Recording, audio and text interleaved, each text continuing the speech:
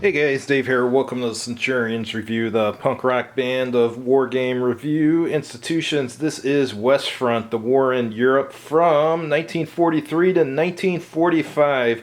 And it's from Columbia Games. It says it's number 3006. I don't know if that's a part number or what that is. Had another game from these guys. This company makes games with blocks. The blocks are cool. The other game I had, can't remember what it's called. It was a Spartan game. I remember playing that. It was all right. The only thing I had against it is it seemed like it took a while because it's one of those games where you just keep getting reinforcements, and the game just keeps going on forever until it gets to the point where you're getting more reinforcements than your enemy, and then slowly the game starts to end. Each turn, the enemy has less and less. So it was a good game. It just overstayed its welcome, but hopefully this one's different and doesn't have that problem. So let's see what this is about. On July 9th, 1943, Patton's U.S. 7th Army and Montgomery's British 8th Army invaded the southeast coast of Sicily, the Allied opening move for the liberation of Europe. After a year of bitter fighting in Italy, the Allies then invaded Normandy on June 6, 1944, the most hazardous and fateful military operation of the war. Its success led to the defeat of Germany by May 45. West Front depicts these 2 years of warfare in a tense struggle between a formidable land power and a dominant air-sea power. The German player must, with 80% of his army fighting to the death against Russia on the East Front, find a way to defend over 3,000 miles of coastline because Allied invasions may strike anywhere from Denmark to Greece. Continuing the Columbia Games tradition of fine games, Quebec, such as blah, blah, blah. All right, we get the idea. Alright, it says this is fully compatible with East Front. The map's an extension of East Front to the west, and the production systems of both games blend together seamlessly into one mega game. So if you have that one, you can put them together. Alright, let's open it up. It looks like the sleeve for it, I need to glue it. It looks like it's coming apart. That's no big deal. Alright, let's see what's in here. Here's the map. One thing I like about their maps is their maps are cardstock. And, well, cardstock isn't as good as a mounted map. It's still much better than a paper map. So they've always had good maps in their games, Columbia. Yeah, it looks pretty good.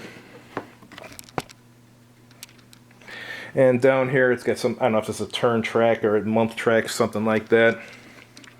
And over here it looks like you keep track of production down here. Oh, there's some counters, actually. I'm not used to their games having counters. I don't think the other one had any counters. I thought it was just blocks. But anyhow, they're single-sided.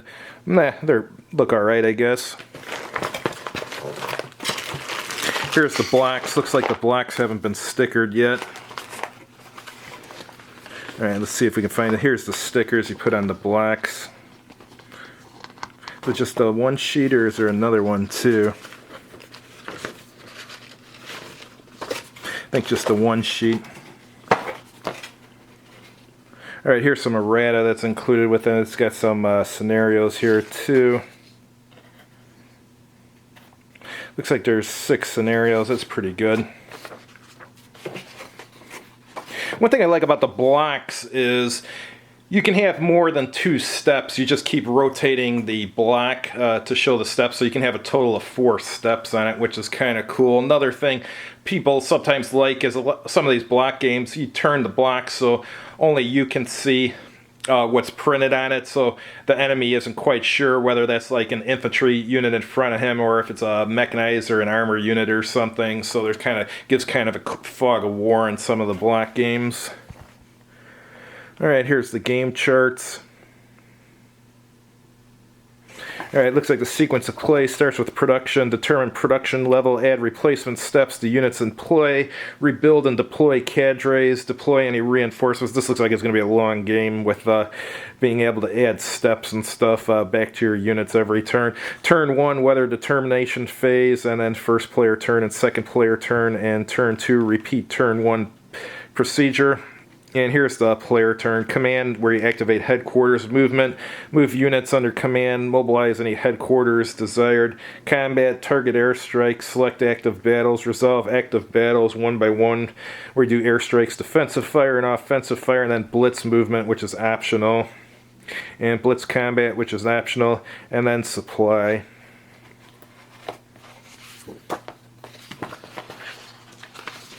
What else do we have here? It's like some type of order of battle or something. Another game chart. Oh, okay, so they both had the order of battle on the back, so one for each player. That's good. All right, let's take a look at the rule book. Big rule book, 51 pages.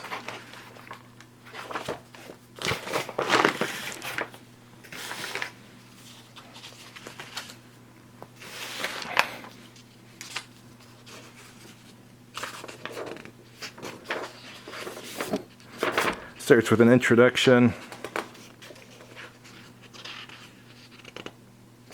Then it's talking about the map. And going over the units and starting play, where you start with scenario selection, of course.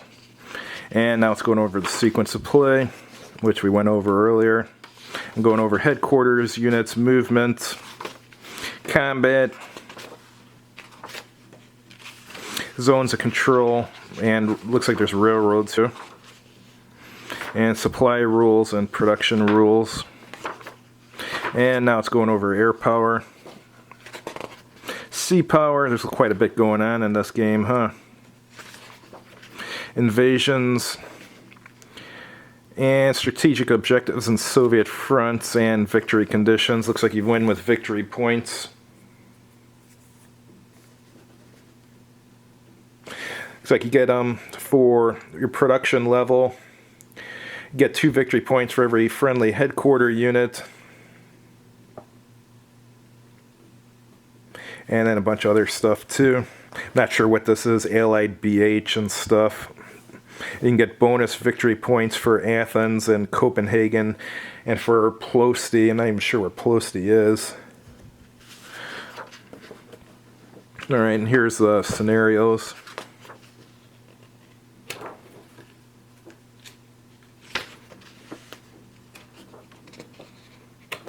Alright, thanks for watching. If you liked the video, please click like on it. And if you haven't done so already, please subscribe to this channel. And as always, have a good evening.